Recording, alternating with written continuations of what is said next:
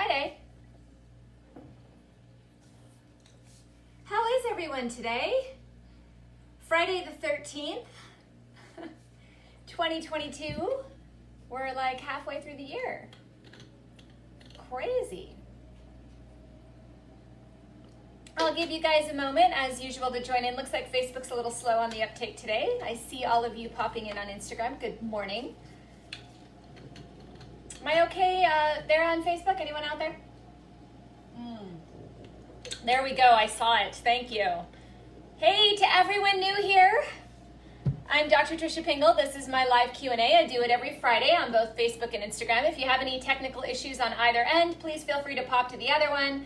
I do take live questions. I see everyone jumping in. You know, and I've kind of been starting my Fridays just kind of touching base on some of the local health news, just kind of seeing what's going on, what are people wanting to hear about. It was interesting this week. I kind of wanted to get your guys' thoughts on this. There's a ton on mental health. You know, a lot on anxiety, lingering anxiety, you know, from everything we've experienced in the past couple of years, a lot on dementia and a lot on cardiovascular disease and inflammation.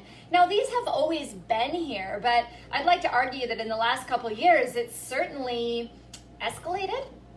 Yeah? Do you guys find that? Like, what do you guys want to hear more about? And are you still experiencing things like this? Because obviously the main headline topics are all surrounding these top ones. There was actually one today, though, on adenomyosis, which is similar to endometriosis, in symptoms and such. And that was an interesting one to find. And that was a new one that doesn't pop up often, so I liked that. But it did seem like there was a lot of information on the other items. So how are you guys doing? I'm going to throw it back at you. How are you feeling? Anyone out there? I promise I'll dive into questions, but tell me, how you doing? Where are you from? If you're new here, introduce yourself. I love to meet everybody. Hi. Hi, Kelly. Hi, Susan. Good morning, Irma. Good morning, Richard. Nice to see you all. Instagram, anyone out there? I lose y'all? Hey, you guys asked me last week about a sale on my supplements.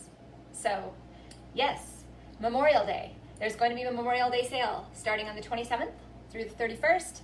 I'm going to send out emails on it, so if you're not on my email list, make sure you get on there to get the coupon code, and also keep a lookout here on social media platforms, and I'll post the code for that. So if you need to stock up on Total Health Apothecary supplements, Memorial weekend is your weekend. It is the weekend to stock up. Hello from Virginia. Well, hello from Arizona. Good morning. Feeling good. Raining in BC. Yeah, that's typical. Not as great. Everything in Seattle is pretty bleak. Masks and passports to do most anything fun. Still, really? You know, I'm from Seattle originally. Kind of breaks my heart. Some of the things that go on up there. It's a beautiful, beautiful place full of beautiful, beautiful people. Sorry to hear that. Maybe take a little visit to Arizona. We've been without all of that for about 2 years now. It's quite lovely. I'm doing great. I'm kid-free for the next 24 hours. I'm giving myself a spa pedicure right now. Oh, jealous, Naya. Stress and anxiety seem to be the order of the day. I agree it's more prevalent. Yeah, me too. You know? So I think you guys seem to respond really well when I come out with some tips on mental health and mindfulness and gratitude and, you know, realistic expectations and social media breaks and stuff. So I'll keep working that content in, because I really do think the only way we're going to get through this is to back away from all the media that we consume, including cell phones and the whole idea of just being on. I was actually talking to someone yesterday who is younger. She's in her 20s. And I said to her, I said, you know, your generation has been raised with this technology. So the phone going off all the time and the multitasking is innate to you, and it's just ingrained in you. And I said, and therefore you may not recognize the impact that it has on your cortisol levels or your stress levels. And that means that what my generation is maybe experiencing in our 40s and 50s, they're going to experience in their 30s and 40s. And those health detriments will cause a problem if we can't teach them how to chill out a little bit as well. I'm kind of in the middle. I'll be 46 next week. Oh. But, you know, out in the last 20 years, there's been quite a change in technology, right? And so I think a lot of people in my generation are starting to notice the impacts of that. The generation above us, not as much. They have other health concerns from what they grew up with. So the younger generation, I'm a bit concerned about, and I'm a bit concerned about reading all this stuff about anxiety and mental health. And I know this is National Fentanyl Awareness Month, which I really think is important, having kids. Really trying to figure out how are we going to help these younger generations from this demise. So yeah, really interested in, what you guys want to hear about this upcoming summer. So I see a lot of hearts on Facebook. You with me? So one more personal thing, and I'll jump in. I see the questions coming through. I didn't forget. But my son turned 14 today. I'm like,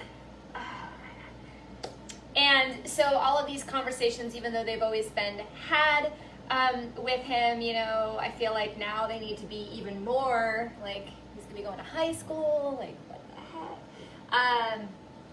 Very bittersweet, my little baby, my oldest. So yeah, kind of crazy, right? Happy birthday to him. I'll tell him. He's at school, very excited to see all his friends today. I'll be stocking up again. Great, Richard, awesome. The sale will start, I think it's the 27th, that Friday, Thursday or Friday of Memorial Day. But I will send out emails. So if you haven't signed up for my email list, I want you to pop on there right now, drpingle.com, sign up, and definitely keep a look on these 2 social media platforms. Okay, I see all the questions. Instagram, whoa, hold up, I'm coming. I'll start over there. I do see a couple on Facebook as well. Hi, question for my mom. What advice would you give someone with inner ear fluid with dizziness? Ooh, tough one. Has she seen an ENT or a chiropractor to try to relieve that? When there's an inner ear pressure, you're going to be dizzy until that pressure is resolved. So the question is the pressure due to maybe sinus backup? Is there a problem in the sinuses? Is it due to some sort of food allergy? Is it a structural issue that can be adjusted? So those are some of the things you have to look at to relieve that pressure. So that's what I would do. With it being your mom, not knowing her age, but knowing she'd probably be older than me, there could be other underlying issues there as well. So getting a good medical workup and really looking at kind of those main reasons why there might be some sort of imbalance or fluid in the ear is where I would go next. Nice to meet you, Mom, wherever you might be. Hi, Dr. Pingle. Well, hi. What causes sleep apnea? What are the risks associated, and are there any natural treatments? Thank you. Sleep apnea is interesting. There's a lot of different causes. The general rule of thumb, or a general consensus, is that weight does play a huge role in this. So the heavier you are, the more likelihood of sleep apnea. Now, that doesn't mean that you can't be of normal body weight and still and not have, and have sleep apnea. You absolutely can. I think there's a lot of different factors here. I do think there is a stress component here. If your body isn't used to breathing, if you're in fight or flight all the time, and you're not getting restful sleep, you're also not going to take deep breaths and consistent breaths in rest. So I think stress impact, adrenal fatigue is very important. I think nutritional aspect is very important. Obviously, we need to look at factors such as weight. Could there be extra body weight on there that's putting more pressure? Other underlying conditions, cardiovascular disease, diabetes. There's a lot of underlying causes of it. As far as treatments, the treatment in the natural world, in the naturopathic world, is to find why it's happening. If you find why it's happening, then you treat that. So yes, you could go get a CPAP and it'll help you breathe more effectively, but the true thing would be to find why is it happening in the first place, and then adjust that lifestyle, supplements, diet, nutrients, herbs to adjust that underlying cause. So I hope that helps. That'd be a good article, sleep apnea. I'm gonna write that one down. Thank you for that idea. Very common, yeah? Where to start with leaky gut? Eliminate inflammatory foods and try to manage stress. What else? Yes, eliminate inflammatory foods. Typically, you're looking at dairy, gluten, corn, egg, wheat. Definitely artificial colors, sugars, white sugar. Those types of things have to go as well. Processed foods have to go. Everything needs to be cooked, or made, Then there's 3 different components to this really. Number 1 is you have to be digesting the food in the stomach. So typically I recommend some sort of digestive enzyme, most often ones with hydrochloric acid, because typically people with leaky gut tend to have low acid. Why? Because leaky gut has a strong connection with the endocrine system. So when you mention stress, it's a brilliant point, because when you're under stress, you're running from a bear, right? You're not digesting your food, right? You're not. That's a rest and digest thing, right? That's what we do when we're calm. So when you're under stress, you're going to downregulate your digestion. So you have to put things in to support your digestion while you repair the adrenal gland function. Does that make sense, guys? Thumbs up, hearts, yes? It with me so far? So digestive enzyme with hydrochloric acid. The second part is the inflammatory portion in the actual intestines. And for that, I tend to use a variety of herbs and amino acids. In particular, glutamine, because glutamine helps repair the cells and repair up those leaky junctions. I also use things like marshmallow root, aloe vera, slippery elm, sometimes zinc, different forms of, there's a different form of zinc for that. Some blends, and it's typically a powder. Have you put that in your water, sip on it throughout the day, okay? Lastly, you have to repopulate the flora, or the gut flora. So I typically always have a probiotic in there as well. So there's 3 parts: digestion, anti-inflammatory, replenish, flora, plus what you talked about, which is removing the inflammatory foods. And 100%, guys, if you have a gut issue, I don't care what it is, whether it's leaky gut, whether it's constipation, whether it's diarrhea, whether it's just bloating, whether it's stomach aches, IBS, whatnot, you have to look at your adrenal function. Why? Because stress slows your digestion. Bottom line, it does. And if you don't believe me or you want to read more about this, I would encourage you to check out my book, Total Health Turnaround. I have a whole chapter on it. My website has a ton of articles on this. My program addresses this. All of my products that I've put out there address stress response. Why? Because stress response makes every single condition in your body worse. If you are not managing your stress well, whatever you have is going to get worse. Could you guys agree with that? You guys ever just been so stressed out, like over the top stressed out, and you just feel like crap? I have. Have you? Am I talking to nobody, or are you guys with me? Give me a thumbs up if you're with me. So I hope that helps on the leaky gut. Great question. Great question. Love your guys' questions. Thanks, guys. Agree. Awesome. My husband sweats terribly at night to the point of waking up no matter the temp in the room. Any idea what could cause this? He lives a healthy lifestyle, is active in gluten, sugar, and dairy. You know what I would do?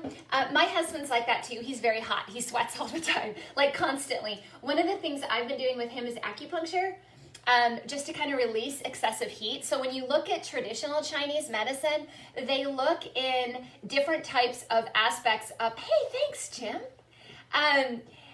Different types of aspects of like removing heat, clearing energy, those types of things. Some people are just hot all the time. And so typically if you do a Chinese medicine assessment on them where you look at their tongue and their pulse, you'll typically find that they have excessive heat. So there are certain acupuncture points that can drain that heat. There's also some Chinese medicine blends that drain heat.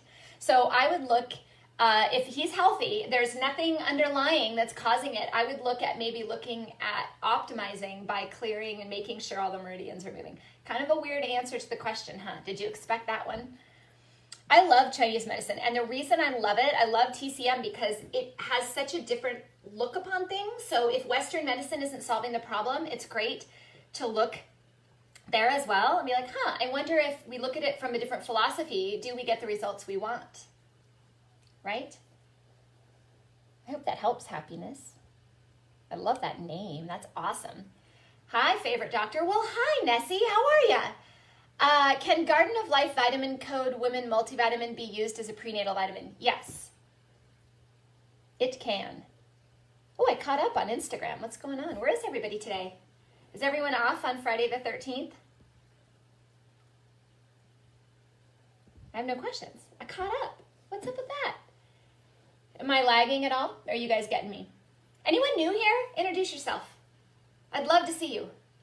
I know I see a bunch of my regulars here asking questions and I love it, but anyone new here that wants to say hello and where you're from? Any particular topics you want to hear more about? I love to hear it. Planning the summer. But what would be your prenatal go-to? To be honest, that's what I do. I do a food-based multivitamin, and then depending on the woman, sometimes I need to have iron added. Often I'll add a little bit of additional magnesium. You do have to limit the amounts there, okay, but a little bit of additional magnesium. I definitely add additional B vitamins. Methylated folate is really important in pregnancy. I don't know why all the prenatals out there, the formulated prenatals, always use folic acid, and that's part of the reason why I don't like them.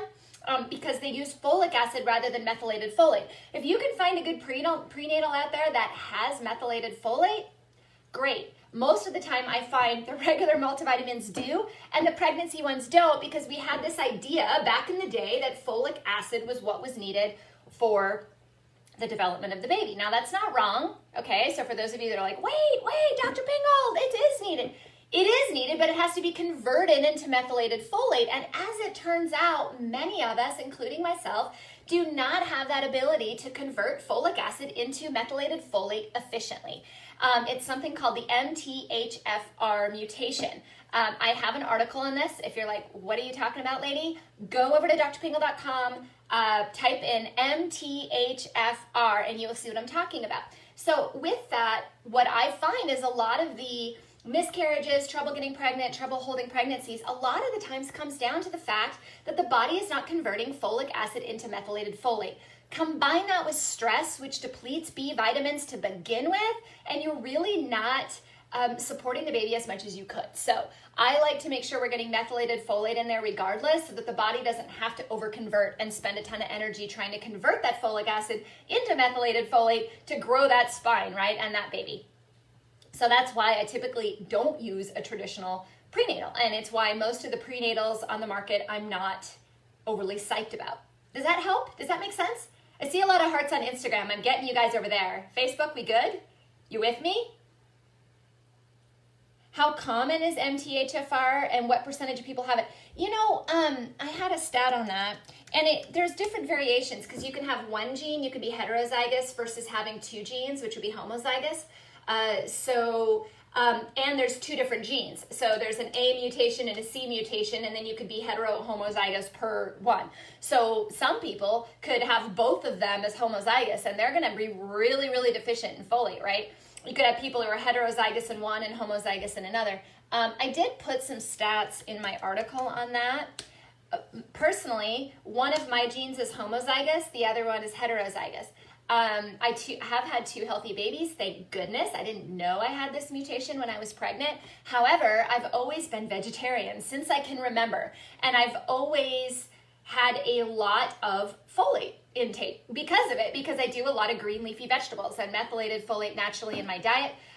So I think that did significantly help me. Unfortunately, I do believe that mutation took my father's life. He died of cardiovascular disease very young at 59 years old. I think that if I would have known, he would have known, we would have known as a collective society about this mutation, he might still be here.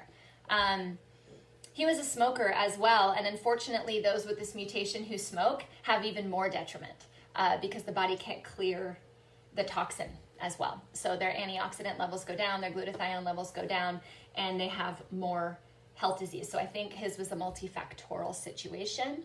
Do I have that stat? 40%. Approximately 40% of Americans have the genetic mutation known as MTHFR, or methyl tetrahydrofolate reductase, that makes it challenging for their bodies to create activated folate. Long answer to a very seemingly simple question. Did I lose y'all? Do you find it interesting? I find genetics so interesting in healthcare because we tend to create treatments as everyone in the same box, when in reality, we're not. We all have different genetic predispositions. We all have different diets. We all have different exercise. We all live in different climates. We all have different stress levels. We all have so many different variations, yet we tend to treat everyone exactly the same. And that doesn't it's never made any sense to me. And I think that's why I went into naturopathic medicine, because I knew I wanted to help people. And I knew I was fascinated by the body and what the body could do and how the body could heal itself.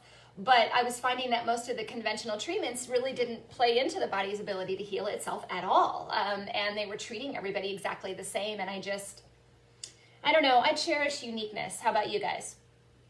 I really cherish it. I love that we're all unique. I think it's incredible. And we're all unique, yet we all run on the same machine, which is what the medicine is based off, is the machine, but there's different variations to the machine. It's kind of cool that when you take time to look at that as an individualized medicine. I'm loving the Claire Labs probiotic. Yeah, that's a good one too. I do love the Claire Labs probiotic, very clean. Do I sell a multivitamin? I'm having trouble finding one that works for me. You know, I don't yet. It is on the list, but I do have a great mineral, a great B vitamin, a great vitamin C, a great vitamin D, and you can kind of modify to what you need by doing them individually. I would encourage you to check it out at totalhealthapothecary.com. Sale alert for those of you that missed it. It's going to go on sale. I have a Memorial Day sale coming up, so don't miss it. Don't miss it. It's a big one. If you need to stock up, put it on your calendar now. Memorial Day weekend. Okay, totalhealthapothecary.com. And you're going to need the coupon code, so you're going to have to check in with me here on social media or on my email list to get it. Yeah? It's not just going to be taken off the site. You're going to have to know the code. So watch for the code. Okay? Do you take the Bs throughout the whole pregnancy? I did personally. Sometimes they make women a bit nauseous, so it's kind of hit or miss. But yeah, B vitamins are really important in pregnancy. In fact, have you guys heard of hyperemesis? Any of you have hyperemesis during pregnancy, where you just vomit consistently? My best friend did, and it was very difficult for her. And I had a client many years ago that did as well, and it was horrible. They were on IVs all the time because they were just constantly vomiting. There's been a lot of links between B6 and hyperemesis, or low B6 levels and hyperemesis.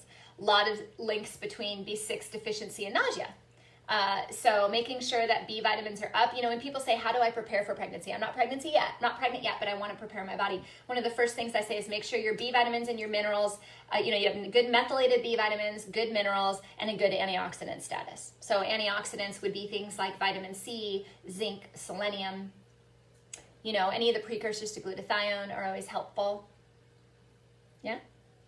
Cool. What could cause bilirubin to be 1 point over normal range and liver enzymes normal on labs? Genetics. A lot of people have a higher bilirubin. So I think the question is it increasing or has it always been? Right? And do you have any jaundice? Those are the things I'd be asking. What is the best way to treat chronic daily headaches? Find the cause. I know you guys are going to be sick of this answer, right? You got to find out why they're happening. Are you dehydrated? Do you have a neck malalignment? You know, are you allergic to something that you're consuming, whether that be a medication or, a supplement or a food? Do you have allergies? Are there any other symptoms co-mingling with it? Could you have a nutritional deficiency? All of these things have to be looked at. Why? Why are you getting them? And I think a lot of the times location, you can kind of pinpoint that. You know, if they're at the back of the neck, a lot of the times you really have to look at that occiput ridge here. Are you sitting over your phone like this? We talked about that last week, right? So look for the cause. When you find the cause, then you can treat. I did speak about acupuncture earlier on heat. I do get pretty good success using acupuncture on for headaches in general, particularly if we can figure out where the problem is. That can help a lot as well. I have a bunch of articles on headaches too, Priscilla, so check those out on drpingle.com. Good morning. I see some familiar names out there. Nice to see you. Your doctor doesn't seem that it's a big of a deal. Oh, the individualized health. Yeah, I know. Crazy. Yes, I've never heard that word. I couldn't stop throwing up. Oh, hyperemesis? Yeah. So check now if you might be low in B vitamins. Most of us, to be honest, I mean, when I was in med school, it's a stressful situation. And I had a young baby that was born. I had my first child in my junior to senior year of med school. And then after that, opened a practice and, started my own business. And, it's stressful. And my B vitamins were so low. I did a nutritional analysis at some point and they were so low. And it was just like, gosh, no wonder I don't feel great.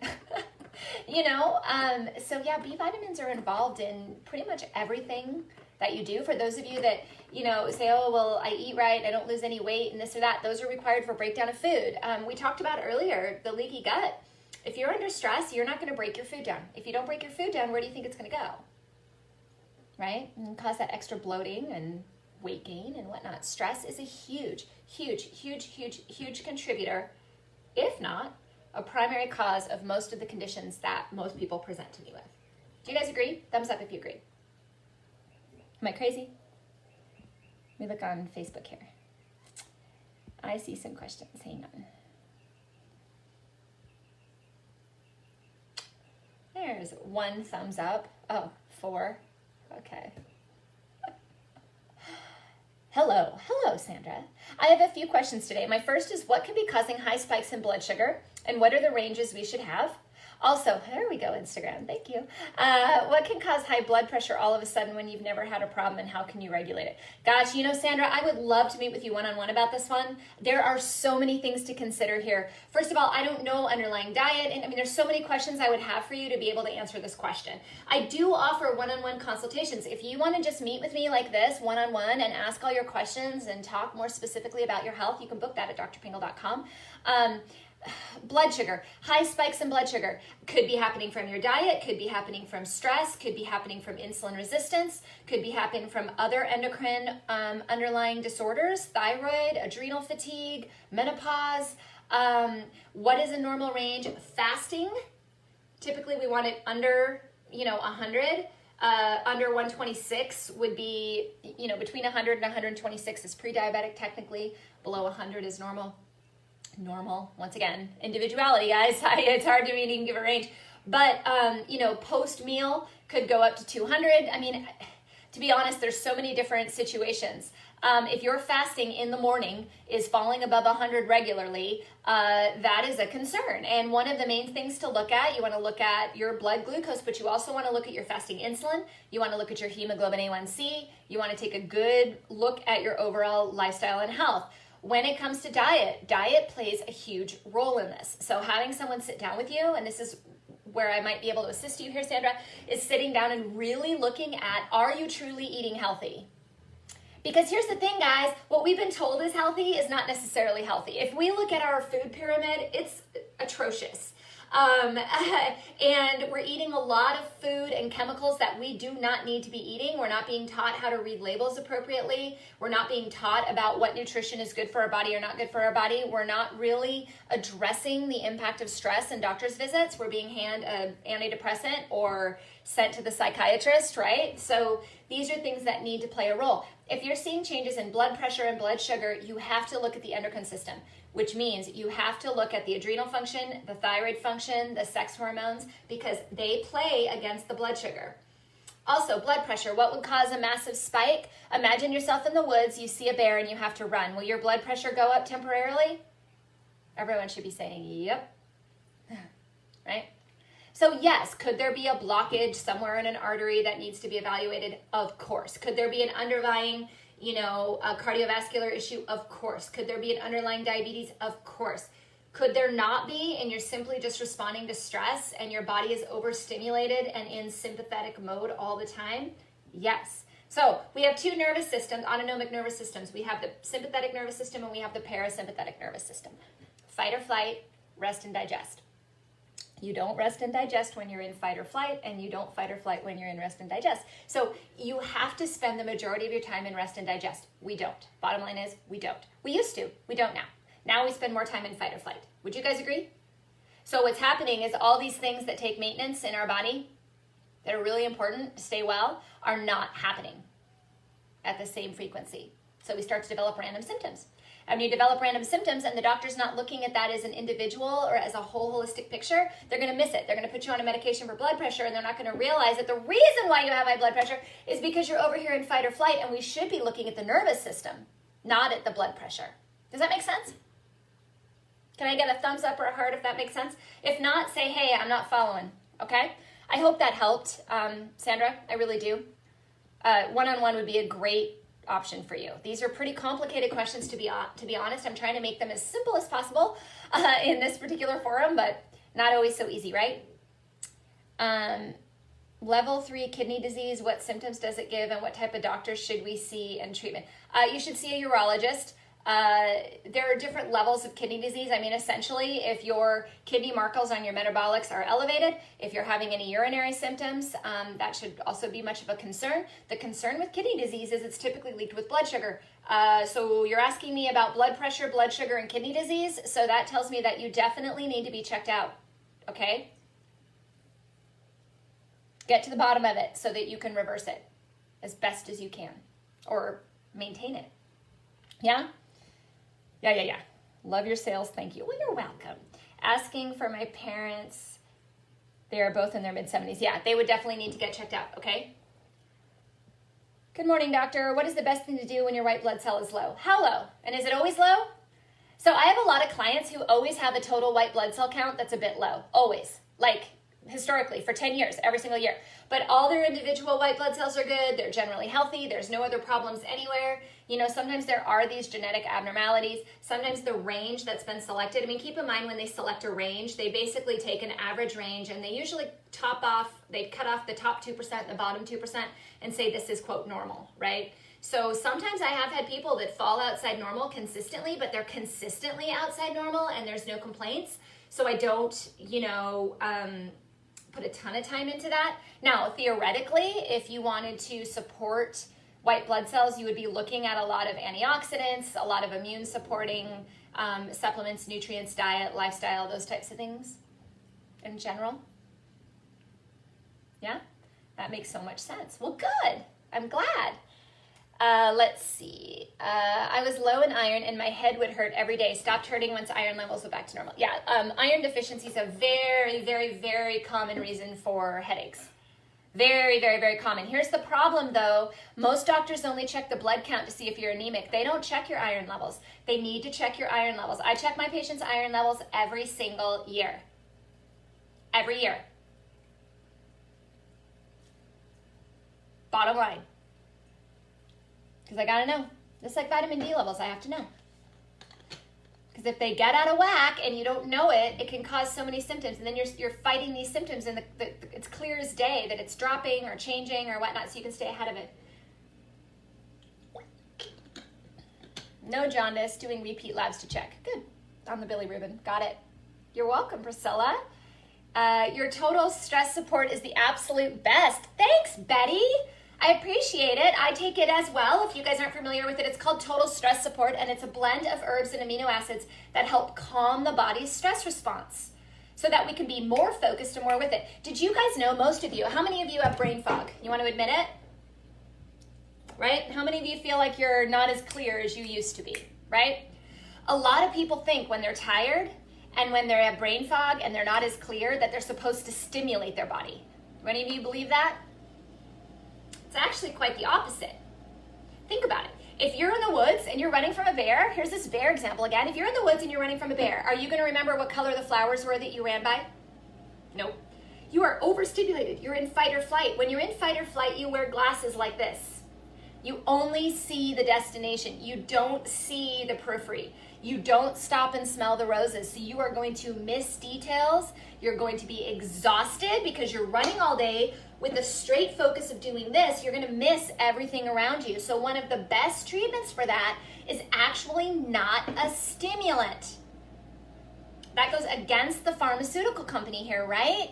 It's actually a relaxant. Something that makes you slow down. Oh, there's the bear. It's all right. I'll just go this way. And what a pretty flower, right? We rush ourselves too much. Thank you, Betty. Total Stress Support will go on sale.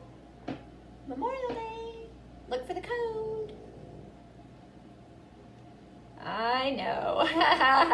Does 80 ferritin level mean your iron is in good shape? It means your ferritin levels are in good shape. So there's ferritin, there's iron, and then you look at the CBC. But typically, if your ferritin's around 80, typically you do have enough iron. I always recommend also checking the iron and TIBC at least to make sure that that's in range as well. So that, because the ferritin's, a pretty good indicator of overall iron status. So that's typically what I run every year.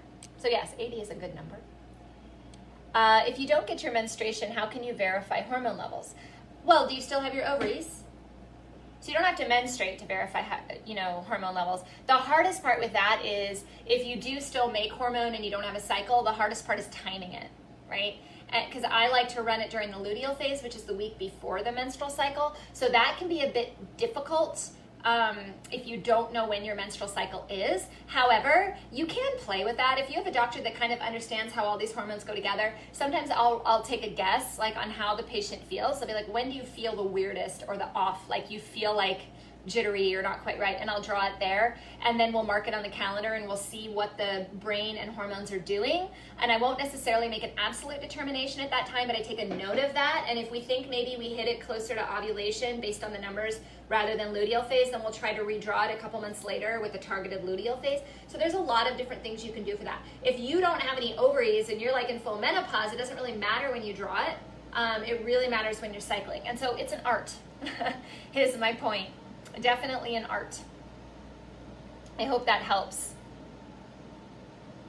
I had IUD removed after 2 years and it's still super upset. Now, if you can menstruate but you're not menstruating and it's been a long time, I just go ahead and draw them and get a baseline and work from there. Make sense? Okay. Facebook. Okay, I got a few more minutes here, guys, and then I'm heading out. Got any more questions, throw them at me. Cool? No one new here today? Nobody introduced themselves. Thank you so much. You're the best. Can you please share again with all of us how we can do that one-on-one meeting with you and how to schedule and pay for it and how much? If you go to drpingle.com, there's a link in the bar that says personal health consultations. And I can pop a link on Facebook afterwards for you.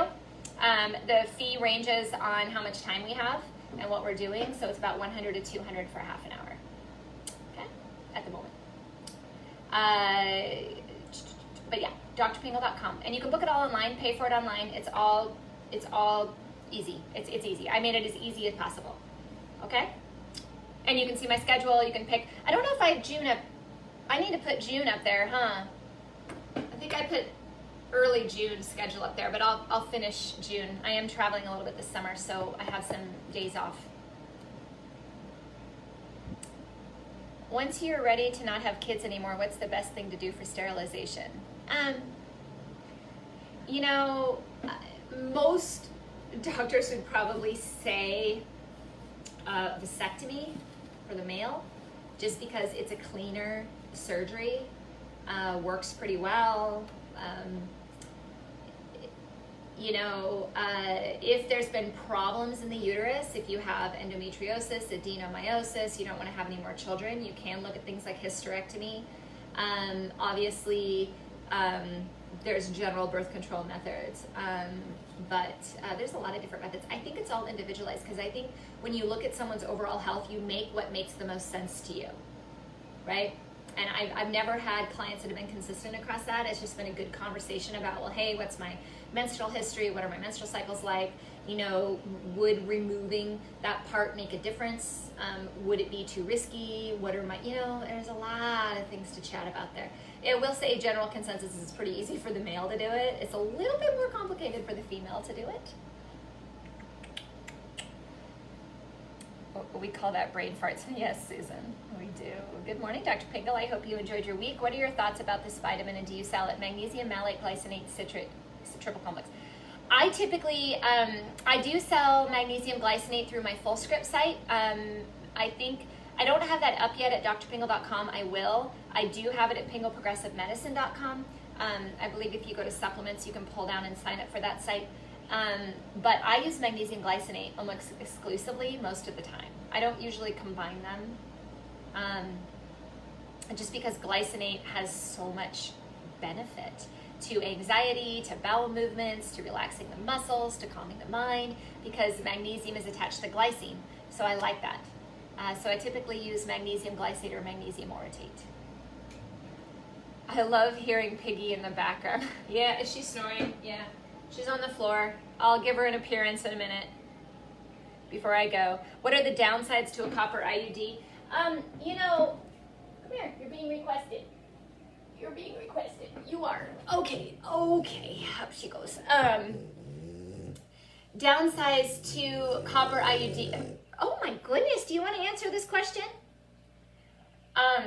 The beauty of a copper IUD is there's no hormone. right? But you're getting lots of hearts there. But it is also an implant, right? So sometimes the body doesn't like that, develops scar tissue around it. I've had a lot of people have reactions to it. So that would kind of be the downside, would be localized reaction and having an implant in your body, right? But it's nice that it doesn't have hormones, you know, so. Do I sell magnesium? In my Full Script store, I do. I don't at Total Health Apothecary yet. Is that one you guys want to see? Magnesium glycinate in the Total Health Apothecary store? It is on the list. I just haven't rolled it out. You have a wonderful weekend as well. So here's what I'm doing this weekend. I'm having a birthday party for my now 14-year-old son with like 12, 14-year-old boys. Wish me luck.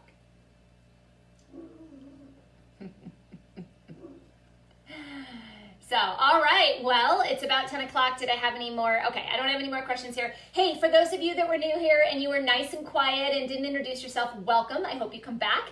I hope you have some questions next time. I love answering them to the best of my ability. I do have a comment. Copper IUD was the worst thing I could have done. Heavy periods and depleted my iron levels. I've seen that. You know, it's so hard because, like I said, everyone is so individualized. You know, typically anything you put in your body that isn't supposed to be there, or anything you take out that's supposed to be there, potentially can cause problems, right? So there has to be a lot of maintenance on that. They're saying you're cute. Can they see you on Facebook? Can you guys see her? She's kind of low to the screen, huh? There you go. There you go.